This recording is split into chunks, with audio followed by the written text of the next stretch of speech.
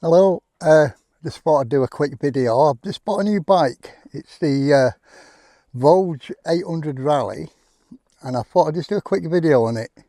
Not my usual thing, but I've just rediscovered motorcycling, and I thought I'd just give a quick look around and some of the stuff I've bought for it, you know, and then all these people are curious about it. I'm a new rider myself. I was a rider. I passed my test in 1994, and I'm one of them what suffered where you lost your licence when they changed it over from like paper to digital and all that, so I had to retake all my test again a couple of weeks ago. The whole shebang. But I've done it now and ordered my motorbike, and now I've got it brand new like. So let's have a look. Let's turn this round. Right, so here we have it, the Voge Rally DSX800 or Voge DSX800 Rally. I did get the pannier gear. I bought that extra, and the frame, luggage frame. I have the other two luggage boxes, but I've got them at home. I don't want to go around with them on, but yeah, it's a really nice bike, good looking bike, powerful bike, an interesting bike. You know, in England, £7,000. There's a lot of people raving on about them, but I'm a new rider. I haven't rode a motorbike for properly for 15 years, 16, 17 years, whatever it is. So I'm back new to riding, but so far so good. But everybody what's got a new bike now goes through the same thing with the I've seen a lot of the forums, the snatchy throttle, you know, jerky throttle, or because of Euro 5 plus emissions, you know. But I've sort of cured it, and I'll do a separate video, I think, but a proper one on that, you know, because it's I don't know how they're getting away with it. It's borderline bloody dangerous in all these new bikes. But yeah. But here she is. I'll turn the dash on. Hope you can see. Voge. Can you see? And in neutral, so I'll do a quick fire up.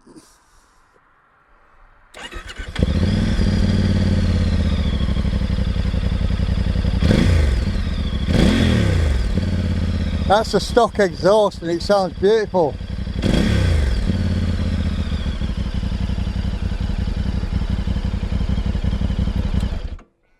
You don't need to piss about with other exhausts. That one, this sounds really good. Really, really good. It's a very heavy bike. It's I think it's at 217 kilos, but that must be bone dry out of the factory. I'd say when it's full of fluids and full of fuel, you'll be talking 240 kilos, and it's a bit nerve-wracking that way if you haven't ridden for a bit, you know, because adventure bikes, they're really tall, top-heavy sort of things.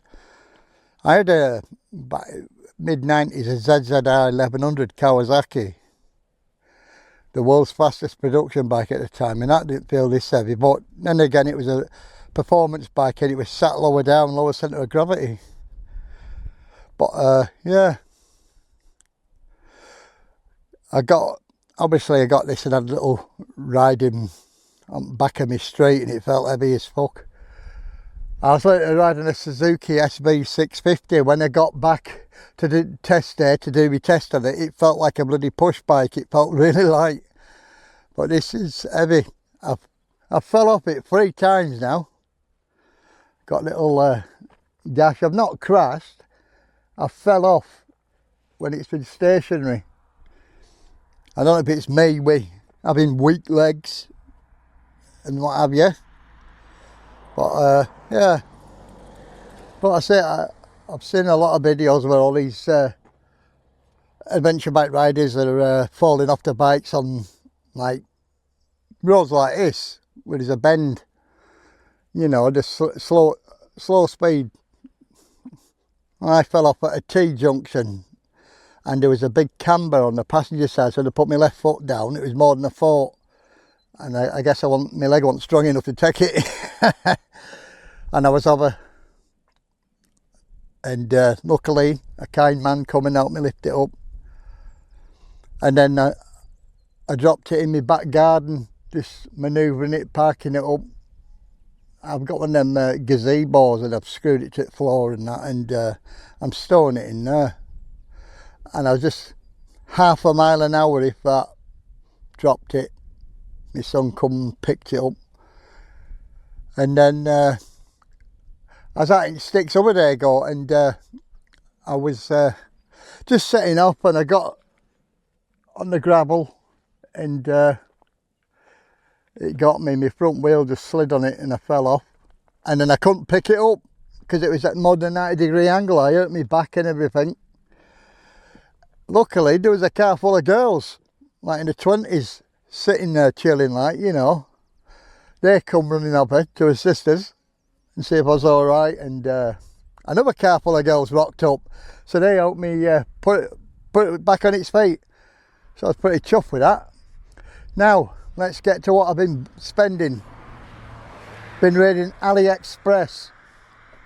What's that on there? So, right. I don't know if you could see with this bloody sun.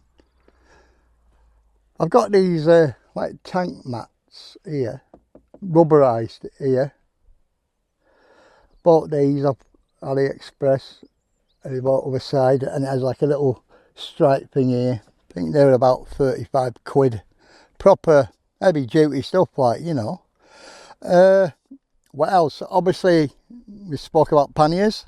I've got the full set, and really good build quality. They're lined inside, and they were doing an offer at Chorley Motorcycles, where I bought this from. They had an offer for these. Instead of £1,299, they were like £299, and I thought, well, I'll have to get them, and that's including the mounting frame, you know, so it's worth it just for that. And you got a bit of peace of mind, and they all lock, and it locks on here because you get a separate mounting plate. You take the factory one off and put another one on, and it locks, so no one can pinch it, or when you lock that, no one can open it. Same with the side panniers. Now I bought see here, little bump stops for both sides, and I've got like them paddock stand bobbins, because it was like a bolt hole, and I thought, well, I'm not great because I'm not going to use a paddock stand, I'm a fuck, but I thought it looked good, you know, just for looks and to fill a bolt hole, you know. And obviously the same on the other side. Here is your rear brake fluid, and I bought this off AliExpress. It's like a gold metal guard for it. It's pretty cool. These caps, plastic rubber caps here, they don't come with a bike, like bolts exposed. And then on the other side they have them, and then there's two here, so I got them. I got a little thing here. I've gone with gold because the wheels and the forks are gold. Got that. I had a spreader plate here, but I've lowered it a little bit, and the bike was nearly vertical, so I've took it off for now. I bought some of them dog bones links. It's supposed to drop it by 22mm, and then you can adjust the forks. I've raised them, no, lowered them rather, so they're 12mm now, and that helps with the geometry. I've got these like gold caps here from AliExpress. For some reason the one what come for the key doesn't fit, it were too small, but these fit fine and they don't come off. I've got the clutch fluid cover, it's hydraulic clutch. Brought me thing off there, I've got more levers coming. Got one for the brake fluid. I got a little waterproof Bluetooth speaker. I got this off Amazon, this one. It's about 25 quid. Little lights on it and all that, like, you know, but a reasonable sort of sound, good sound, like, you know. I've not tried it when I'm riding. Phone holder. What else? Obviously the car Puride, I think it's W602S. And then you get a remote with it. But the good thing with this one is that it demounts. You get a little metal key. And you can turn this and then this will come off. Because I was a bit anxious about leaving it on the bike, say if I was parked in the town, somebody would think, oh, I'll nick that, you know, but obviously I can take it off. And this is the screen. It's like, this is like a little iPad, you know. You don't know if someone's going to nick that thinking it's an iPad. What else have I got? Obviously I think I said phone holder. Right, the screen. See these here, I've got bought these two. These are aluminium, these, like, what do you call it? Milled aluminium. And then you can undo these and you can adjust the height of the wind deflector. It'll go up here a bit, you know. I've just put it in lower position in a minute. Comes with a dash cam, this bike, as well. Confusing to set up, but it does work once it's set up. And it's reasonable picture quality, and it records sound as well. I don't know where the microphone is, but I tried it and it recorded sound. I've got these fog lights come as standard, but I bought these little guards for them, and there's like glass over it as well, so I'm getting smashed. I bought them there on AliExpress. I think they were about 12 quid.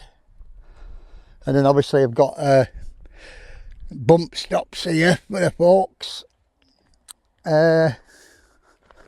Everybody goes on about these. Okay, that's loose, that. Got one, you know, for both sides there. It's, you know, because the people have said about the coolant being exposed. They've got valve caps there. What else? Oh, these bumper things here. I've got these. These are paid for the set. I highly recommend these. Highly recommend them. If you're an amateur idiot like me, these have saved. There's a set of 4. They say DS800 Max, but these are paid for the set. I think for 4, you were talking like 15 quid or something. But you know, the crash bars, you know, there's a little scratch there, but the crash bars have remained intact, and then obviously the crash bars have kept the bike intact. So these are paid for themselves. I'll replace them, you know. I've got a load of spare ones at home, you know. So definitely invest in some of these. I've got some more coming as well, like longer ones. And like this is paid for itself here. Look at that. I just noticed that. But yeah, everything's very good, but like I say, if you're a new rider like me and you're not used to the weight, it's a bit disconcerting at junctions and that. Oh, I've got an ABS, a milled aluminium ABS protector here. Fuck me, he's going somebody's going faster than me on my bike. But yeah. So what else can I say? I got a little sticker there, Voge Rally. It comes with this like carbon flake effect plastic here. It's all very well put together, you know. What else? Oh, the wiring. There is an auxiliary wire for these. they fit them at the factory down here, right? And then that only works with the engine on. So if you connect something to the battery, you're going to flatten your battery unless you got like a Thunder box or something, right? Well, I bought a box, an Oxford one. You know, it needs a live signal, a trigger wire on it, so it'll only go live once you put the engine on. But I've only one that says so it's using power at the minute, so I didn't need to. But yeah, they do provide one. I think the maximum draw on it, I think, is 80 watts. But it's there, and I've used that for that carpio ride. And I've like wired it through and sent it down, like, you know. She's pretty good. Oh, I got this here. This is a bit thicker. It's about £8. AliExpress. There's the bar what comes with it. It's a bit thinner, but you can still use it. But I bought this thicker one because I've seen everybody else doing it. So I got that. But I'm trying to think what else. I bought other stuff, but I can't bloody think. My memory's terrible. You know, I'm usually done a few videos more or less when I'm in New York. 'Cause I got to America a lot. You know, I love New York. But originally it sits a bit higher, but I've changed it. You know, till I get my confidence.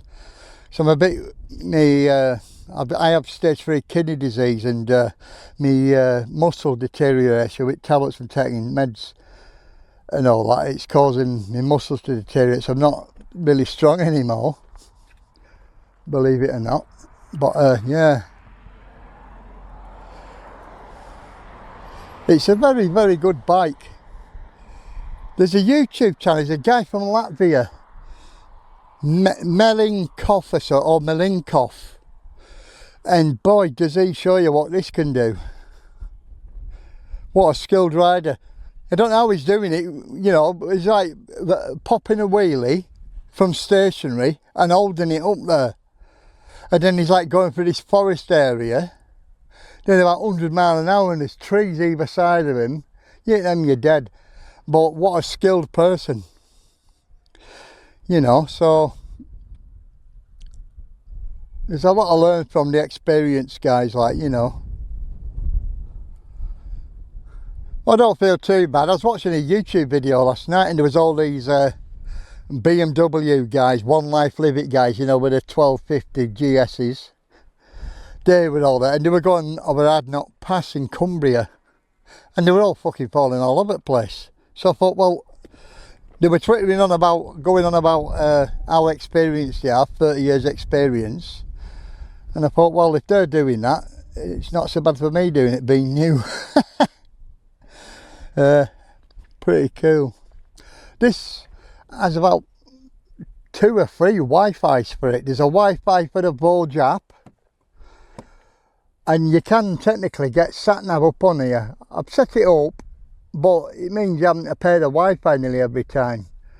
You get your Voge Global app and you can, I think it's done a software update 103, and it's supposed to work with that snatchy throttle, and it didn't. And then there was a 104, and then that got withdrawn again. But I may as well talk about it now. Like when you get this from dealer, it's like that, the throttle, the free play. And it is shit. So a lot of them were saying, and in the manual it says go here, slacken these off. I'm not putting back on yet from last night. Slacken this off, this one here, and do it till there's no free play. Well, I've done that and it didn't make really much difference. Now this lower one, I think it's for recoil, you know, so it's not as loose, you know. There's a bit of more effort to twist it. Now I adjusted this one first, right, and then took up the other slack with this one. Now that has made the bike I'd say 70 to 80% less jerky and no free play, you know, and I'm an amateur fucking bike rider, but I'm a qualified mechanic on trucks and this and that. New to bikes, mechanicing like. When I used to have them years ago, I didn't bother. But yeah, that adjusts it. You can get the JC Superflow system, which is a box what will go under here, and you can program it to do various things. Oh yeah, baby.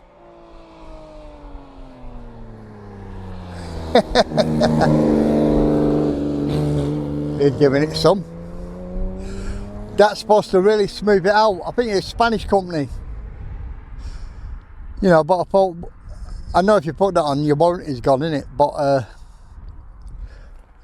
you can detach it. Back brake's okay.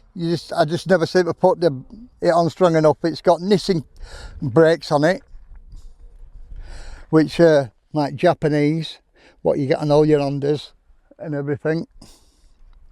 KYB suspension, front and back.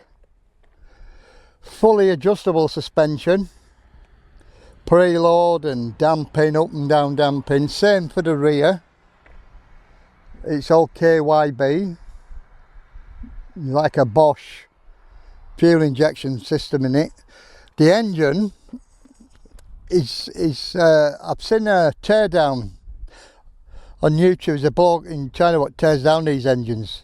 It's a Lonson engine, but I think it's derived, he took it apart, and it's derived from like a BMW F800 and F850, this engine, and it's good.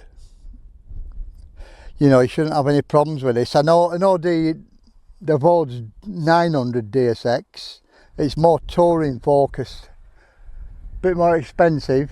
But that's just a BMW F900 clone. If you put the bike side by side, they look the same. You have that grille with the front fender with a beak on it and everything. But yeah, BMW engine, and inside this engine, there's all BMW parts in it, from what I'd seen. I can't remember the name of the channel, but he did a full teardown of the engine to show everyone. And it's got forged crank and forged this, forged that. You got Pirelli Scorpion tyres, so they've not skipped out there, like a good 70-30 on off-road, but both. You got fancy gold wheels, tubeless tyres, and if you look, the spokes are on the outside here. And you could technically change your spoke without having to take your wheel off or your tyre off. So it's all set up for proper hardcore stuff, like, you know, which is good. And obviously it comes with these factory fitted crash bars. I've ordered another set of crash bars. There's a lower crash bar, because I'm such a amateur like. I bought some. I think one bolt's there and another one might go in there. It just guards that bit, you know, so until I get better, if you know what I mean. What else? There's other stuff. But I'm obviously going to be doing more videos. I've not got to New York this year. Too fucking expensive with all this Iran war shit and everything. Cost of aviation fuel's gone up, so it's... And New York's really expensive anyway.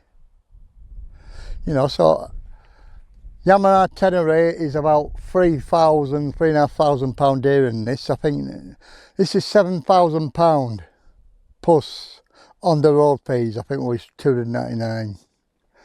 You know, and this is 95 horsepower, 81 newton meters of torque, 800cc, 798cc, and the Tenere is a 700cc, and it's got over 20 horsepower less, 25 horsepower less power and torque. And they all go on about a Tenere. A lot of people have said that this looks like a bit of a Tenere from a distance, you know. But like Yamaha and the Honda, you're wanting one of them, you're talking at least £3,000 more, £1,000 more. And then they'll come bog standard, no extras, no fancy stuff on them. Totally bog standard. You won't get the fancy brakes or anything, you know. There won't be any heated seat, the standard. Heated grips is standard. Traction control, ABS, and I think they have rider mode. This has got rider mode, sport mode and normal mode. Obviously it's coming with fog lights, that's even a fucking extra for them. Greedy bastards, they're getting like fucking German car manufacturers. Everything's a bloody option now. You know, you got like these Audi style DRL lights, what pulse. You got him here, transformers. I'll put light on. Everyone looks at you. It's a real head turner. Everyone's watching you when you're riding this. It's a good looking bike. But yeah, I'm based in UK. I know these are very popular in Europe, especially Spain. The Spanish guys and pros are loving it. You know, but everybody's complained about the snatchy throttle. Now it's Euro 5 plus emissions. It's not the bikes. It don't matter if it's Voge or Yamaha, Honda, Harley Davidson or whatever it is. If they're in Europe, they have to follow strict emission control. And basically, the way to cure it is a throttle body round here. And there's this screw here, right? If you're slacking that nut off, do it when the engine's warm, and then get a screwdriver here and turn it and then raise your idle speed up, say another 200 revs, you know, just only a little bit, an experiment. It'll stop the throttle flap from fully closing, because that's basically what's happening when they're going into low engine speed. The throttle's totally shutting off the engine. You know, it's starving it, and it's like that on all bikes, and it's really fucking bad. You know, but you can alter your tick over and the butterfly valve here. You know, but so let me turn this throttle here. Right, if you see, can you see it moving? There, and there's a stopper on it, and you can adjust the stop. If it doesn't go so low and the valve stays open a bit, it's not going to starve it,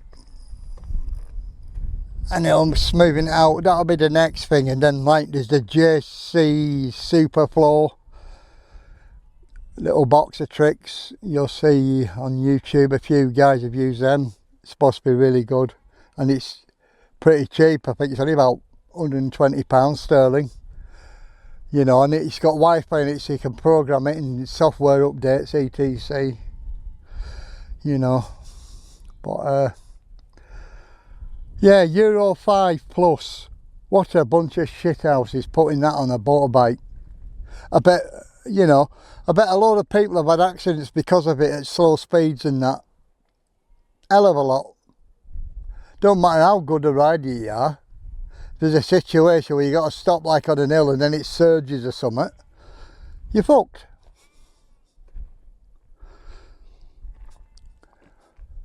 It's like with the cars, the diesel cars, you know, the emission control systems, the diesel particulate filter, the EGR valve, the crankcase breather valve, all designed to fuck your engine.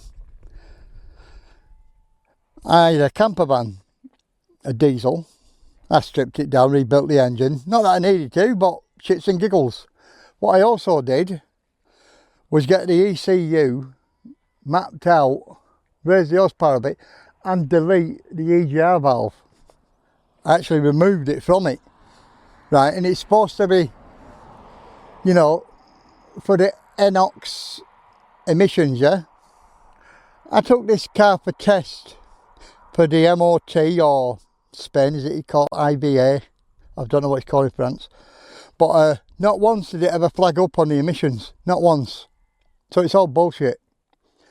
And then you pull an engine apart and then you look at all the intake. If you've got a diesel car, even some petrols, you pull the intake manifold off and you want to see the tar and gunk, what's been recycled into it with that EGR valve. And then the crankcase breather valve, where all that vapour, oily sooty vapour, goes back into the intake, and it, along with the soot from the exhaust, turns into like coal, sloppy coal. It's like fucking glue, tar. And then when you look at the cylinder head, it's completely caked up. And I can imagine these sort of things ain't doing these engines any good. Not that I'm expert on a motorcycle engine, I'm not. But I will know that like the throttle position sensor is all to do with this Euro 5. And you can do a manual restart with it, you know, which I have done a couple of times. It's helped it a bit. But the emission control system fucks them. So it's not just a Voge thing, it's every bike thing.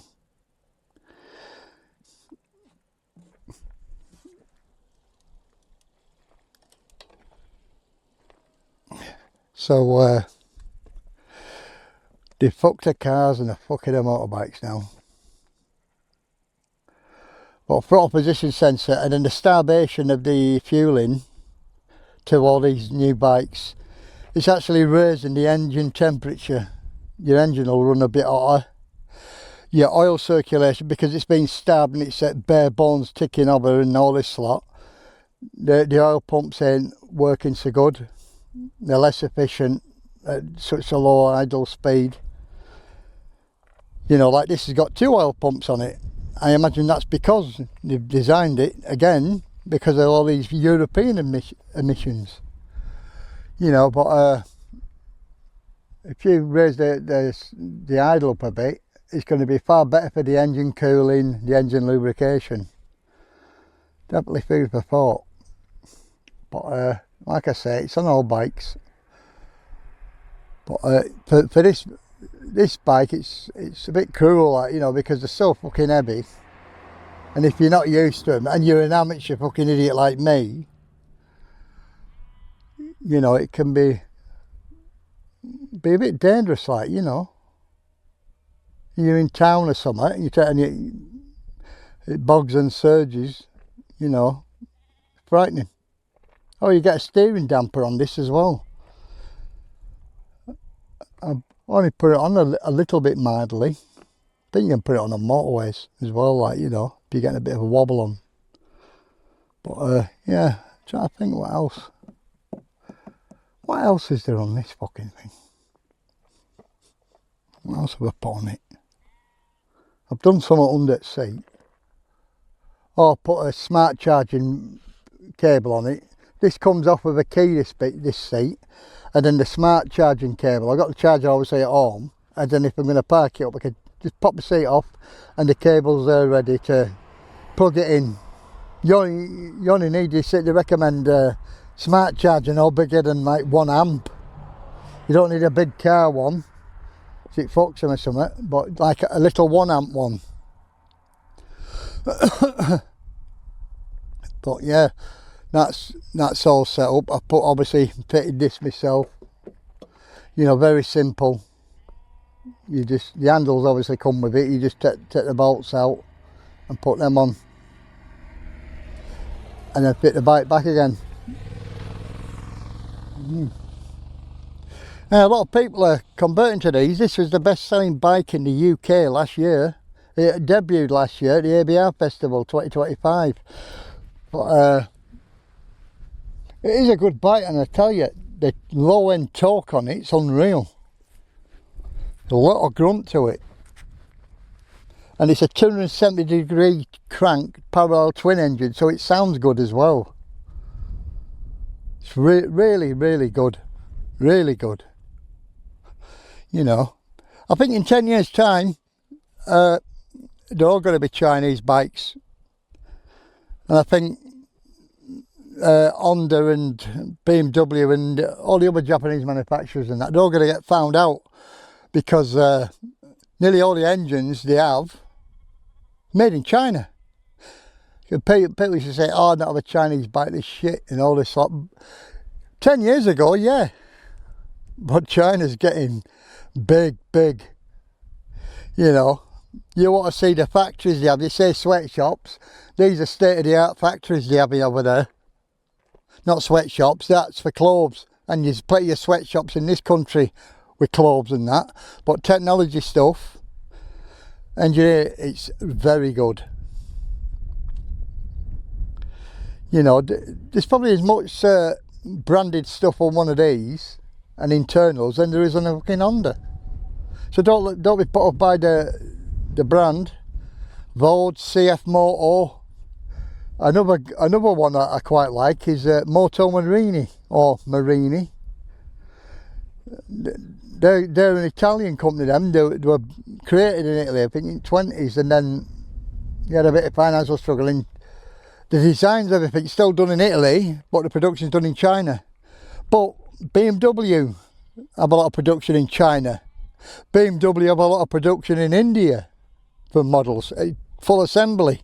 Now it's built in fucking Munich now. But that's what people don't know. There's more bikes built in China than anywhere else, really. But Voge, yeah, very good. And CF Moto is good. Morbidelli, I don't know much about Morbidelli, but Voge and CF Moto and that Marini, I can definitely say good. That Marini, they have a 700 adventure bike. It looks like a Ducati, and the engine's basically a Kawasaki Versys engine in it. You know, bored out a bit to make a bit more power. You know, from 650 to 700, but yeah, that looks like a Ducati. But they're all coming on strong now, so don't be put off when you say Chinese motorbike. A lot of people who've paid double for their bikes probably get a chip on the shoulder about it. But it's people selling their Hondas and buying these. And it's only going to get better. And like I say, a lot of stuff's built in China anyway. Even your shiny new iPhone's built and assembled in China. Everything's assembled in China. Just take a look around your house and see. Look at the little stickers on whatever it is, made in China. Clever people. And the way they've priced them as well to compete, it's worked. Because these just sell like fucking hotcakes in this country. Well, all over the world. There's a big cult following in like Argentina. I don't think they've gone into America yet, into the States. CF Moto have. But they've not, Voge hasn't, I don't think. But CF Moto, they're a big Chinese brand. They've been building engines for years for KTM and others, like, you know. Like their CF Moto 800, that's a KTM 790 engine. And people say about the camshafts turning into cheese. Well, they improved the engine and got rid of the oil pumps and replaced it with different ones and increased the oil flow, and it stopped it. Not so much that the camshafts were made of cheese, it was the oil circulation. But yeah. Anyway, I'll wrap this up now. Highly recommend this bike, highly. It's a big bike though. If you're a new rider like me, you'll shit yourself with the weight. But let me turn it around so you see me fat face. Highly recommended. Highly recommended. So we'll wrap this one up and see Triumph Tiger then. Alright. Woo!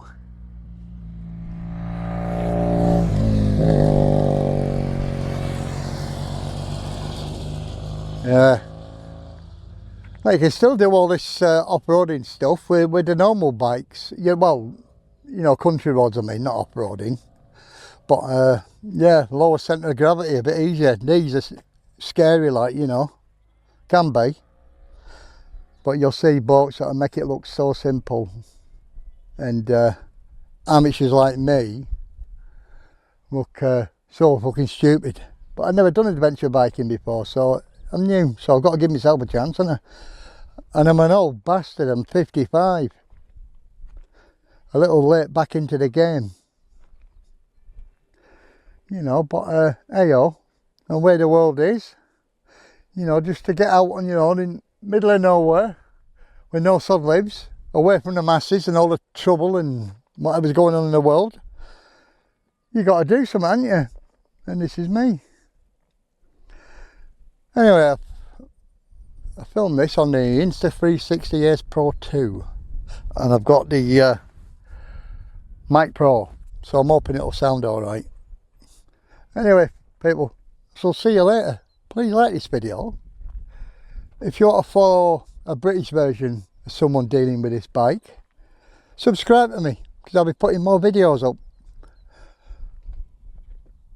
Anyway, that'll do. See you later.